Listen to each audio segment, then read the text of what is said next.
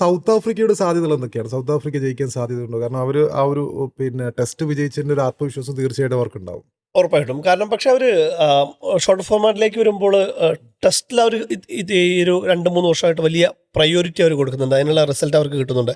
പക്ഷേ ഏകദിനത്തിൽ അവർ ടെസ്റ്റ് നടത്തിക്കൊണ്ടിരിക്കുകയാണ്, പരീക്ഷണങ്ങൾ നടത്തിക്കൊണ്ടിരിക്കുകയാണ് കഴിഞ്ഞ ഒരു 1.5 വർഷമായിട്ട്. ഇപ്പോൾ അതിൽ തന്നെ കഴിഞ്ഞ കുറച്ച് മത്സരങ്ങൾ കാണുമ്പോൾ തന്നെ നമുക്ക് മനസ്സിലാവും. 14 മത്സരങ്ങളിൽ 7 വിജയം മാത്രമാണ് അവർക്ക് ഈ ഒരു ഇതിൽ നേടാനുള്ളത്. അതിൽ ഒരുപാട് താരങ്ങളെ പരീക്ഷിക്കുന്നുണ്ട്. ഇപ്പോൾ ഡീകോക്ക് ഉൾപ്പെടെയുള്ള താരങ്ങൾ, ഡീകോക്ക് തിരിച്ചു വന്നത് വലിയ ഇതുണ്ട്. മാത്രമല്ല നല്ല ഫോമിലുമാണ് അദ്ദേഹം ഉള്ളത്, സെഞ്ചുറി ഉൾപ്പെടെ നേടിയിട്ടുണ്ട്. ഡീകോക്കും മാർക്രമും ഒക്കെയാണ് അവർക്ക് ബാറ്റിങ്ങിൽ കരുത്തായിട്ടുള്ളത്.